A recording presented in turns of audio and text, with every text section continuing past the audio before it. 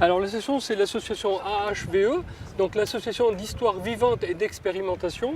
Et nous travaillons sur une période qui va de l'époque gauloise à la guerre de 40. Alors aujourd'hui, spécialement dans le cas du centenaire, nous avons voulu mettre en valeur les régiments donc, de chasseurs alpins. On parle bien souvent des piou-piou, mais il faut savoir que la région de Nice, nous avions le 6e bataillon de chasseurs alpins qui est parti faire la guerre en 1914. Et aujourd'hui, donc jour de l'armistice, nous revenons, comment dirais-je, et nous redescendons du front pour venir fêter la victoire à Nice.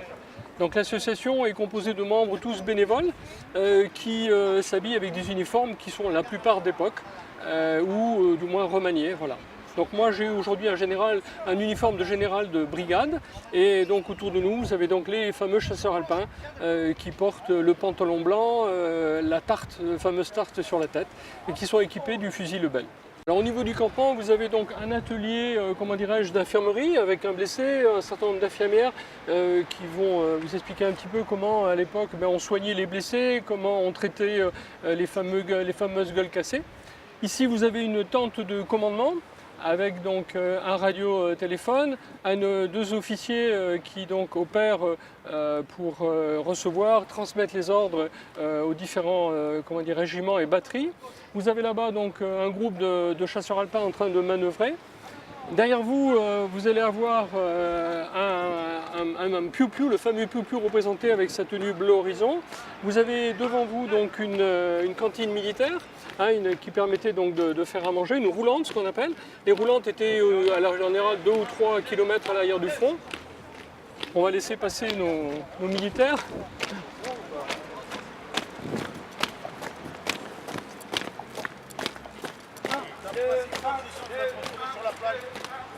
Les chasseurs défilent à un pas plus rapide que l'infanterie générale, ce qu'on appelle le pas chasseur. C'est un pas un petit peu plus rapide et plus marqué au niveau de la marche. Et en dernier lieu, vous découvrirez au fond le fameux canon 75 qui a fait la gloire de l'armée française. Il faut savoir que ce canon a été fabriqué de toutes pièces par Alain Fine, qui est le président de notre association. Et donc il a été remis complètement en état. Voilà. Donc moi je fais partie des infirmières bénévoles. Il y avait 3 groupes de bénévolat, la SBM, la UFF et l'ADF. SBM, Secours des blessés militaires, UFF, si vous pouvez voir ceci, voilà, Union des femmes françaises, et ADF, c'est Association des dames de France. Eh bien, on était très proche du front pour intervenir au plus vite auprès des blessés. On rencontrait principalement 3 types de blessures. À 70%, c'était des blessures dues aux obus. Il y avait des blessures par balle et il y avait aussi des blessures, en fait, si je puis dire, c'était en fait des problèmes dus au gaz. Et donc il y avait donc des problèmes respiratoires et des problèmes ophtalmiques dus donc à ces gaz. Au niveau des blessures, au niveau des tranchées, les soldats étaient donc blessés principalement au visage. Ils étaient protégés par les casques, mais ils prenaient tout au niveau du visage. Et par rapport à ce type de blessure, s'est développée la chirurgie esthétique, qui a démarré donc pendant la Première Guerre mondiale. On appelait ceci des ambulances de front. Donc c'était donc ce type de système qui était proche des tranchées et qui permettait d'agir au plus tôt vis-à-vis donc des blessés de guerre qui arrivaient en nombre incroyable. Donc, j'expliquais tout à l'heure qu'il y avait déjà la radiographie qui permettait donc de localiser les débris de métaux ainsi que les balles et les fractures. D'abord, je me présente, je représente les aumôniers. Les aumôniers, c'est une grosse histoire, puisqu'en 14-18, après la loi de 1905, il n'y avait pas d'aumôniers. Mais il y a eu une grosse bataille, la bataille des frontières, le 22 août 1918, où il y a eu 27 000 morts. Je ne sais pas si vous vous imaginez, 27 000 morts sur un front de 400 km. Donc les gens demandaient l'extrême onction, ils demandaient d'être aidés dans leur passage entre la vie et la mort, il n'y avait personne pour le faire.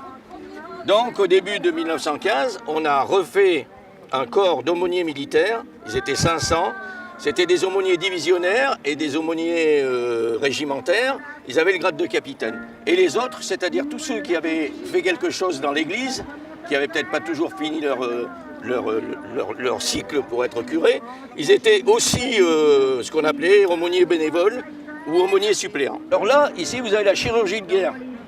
Ça, c'est une collection complète, pratiquement, avec la scie à amputer, les yeux de verre, des vrais yeux de verre, c'est-à-dire en verre soufflé.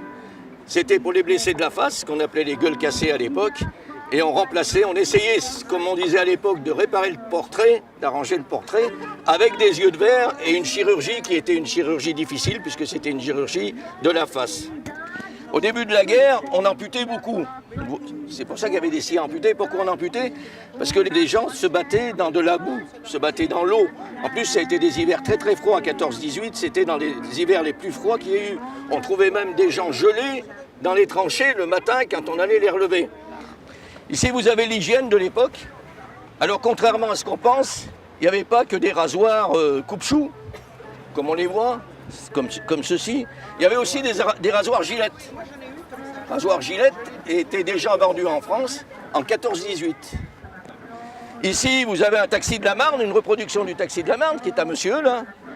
Et là, vous avez l'école.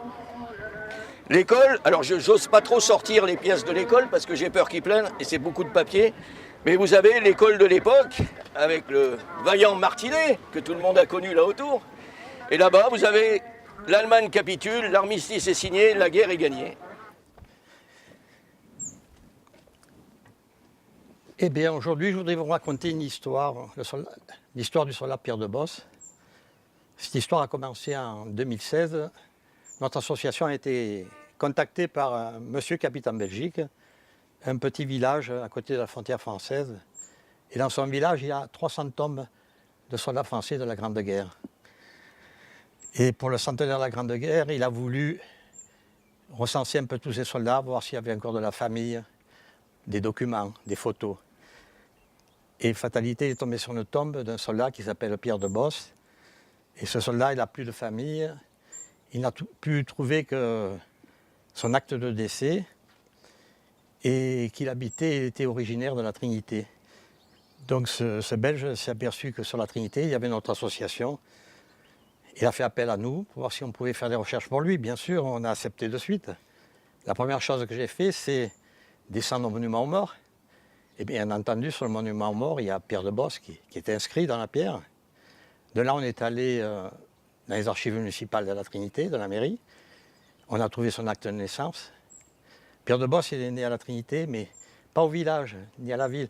Il est né sur les hauteurs de la Trinité, un quartier où il y a beaucoup d'oliviers. Pierre de Bosse, quand il avait 20 ans, il était cocher-livreur. Son métier, il avait un cheval, une charrette, il livrait les grands magasins sur Nice. Le 20 juin 1914, Pierre de Bosse se marie. Mais ce qu'il ne sait pas, lui et sa femme, c'est que le 2 août 1914, il va partir à la guerre. Et il ne reviendra pas de la guerre, puisqu'il se fera tuer le 22 octobre 1918 en Belgique. Alors j'ai refait des recherches le concernant. Je me suis aperçu que Pierre de Bosse, en janvier 1916, est parti en Serbie jusqu'en mois de mai 1916, récupérer les restes de l'armée serbe avec le 6e BCA, bataillon de chasseurs alpins, donc il faisait partie. Au mois de novembre, le 5 novembre 1916, il a été blessé à la tête une première fois. Et puis, j'avais plus grand-chose comme indication sur lui. Ce que j'ai fait, à la Trinité, nous avons un petit journal mensuel. Et bien, j'ai mis sa photo de sa tombe et j'ai fait un appel à la population pour voir s'il y avait encore de la famille qui le connaissait ou s'il y avait des gens qui avaient des renseignements sur Pierre de Bosse. Et quand ce journal est sorti, un mois plus tard, eh bien, j'ai reçu un coup de téléphone. Il y a une dame qui me dit « Monsieur Fine, écoutez, je viens de voir votre article, votre demande sur la Pierre de Bosse.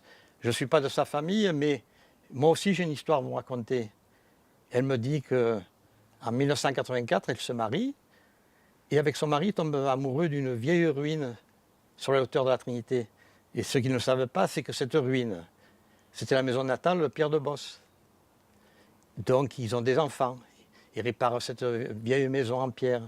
Et puis un soir d'hiver, elle est dans sa cuisine, elle prépare le repas du soir. Et elle entend son mari qui est dans les chambres en train de faire les travaux de finition, qui se met à crier « J'ai trouvé le trésor, j'ai trouvé le trésor ». Elle monte en courant, elle trouve son mari sur une échelle. Il vient de retirer du mur une pierre. Et derrière cette pierre, il y avait une cache. Dans cette cache, il retire. Voilà ce qu'il a retiré de cette cache. Il a retrouvé cette petite boîte en bois. Oh, ils ne l'ont pas ouvert de suite, ils sont descendus dans la cuisine. Ils l'ont posée sur la table. Ils sont mis chacun du côté de la boîte. Et puis ils l'ont regardé un bon moment avant de l'ouvrir. Ils se posaient la question, est-ce qu'on va être riche? Est-ce qu'on va pouvoir faire les finitions de la maison et tout? Et quand ils l'ont ouvert, eh ben, du trésor, il n'y en avait pas. Mais qu'est-ce qu'ils ont trouvé? Ils ont trouvé une photo d'un jeune marié. Cette photo a 100 ans. Hein. C'est Pierre de Bosse le jour de son mariage. Et puis, deuxième souvenir, une photo d'un soldat. Alors, vous savez peut-être que l'armée française allait sur les champs de bataille à l'arrière pour prendre des photos de chaque soldat. Et ça servait de carte postale pour la famille. Donc Pierre de Bosse a été pris en photo. C'est lui qu'on voit en chasseur alpin fatalité, le 6e BCA. Et la carte postale est écrite à la plume, hein, la main de Pierre de Bosse. 1915, ma petite chérie, toi, j'ai un peu maigri, mais ne te fais pas de mauvais sang. Je fais très attention à moi. 1000 bisous. À bientôt. Et il ne sait pas encore qu'en 1918, il va être tué. Et troisième souvenir, eh ben, c'est sa plaque d'identité. Chaque soldat avait sur lui, quand il partait à la guerre, 2 plaques d'identité qui portaient autour du cou ou au poignet. Et si ce soldat venait à se faire tuer, ben, une plaque était restée sur le corps et la deuxième était remise à la famille. Alors la veuve de Bosse a récupéré la plaque de son mari, elle est à son nom, Pierre de Bosse, la ville dans laquelle il est parti, Nice, son matricule, 944. J'ai continué mes recherches et je me suis aperçu qu'en 1920, la veuve de Bosse, eh bien, elle a fait la connaissance d'un voisin qui habitait le quartier au-dessous de chez elle. Et elle s'est mariée avec ce monsieur. Mais avant d'aller vivre avec son deuxième mari dans sa deuxième maison, qu'est-ce qu'elle fait? Elle met les souvenirs de son premier mari et les murs dans sa première maison. Et c'est comme ça qu'on a retrouvé en 1984 les souvenirs de Pierre de Bosse. Voilà.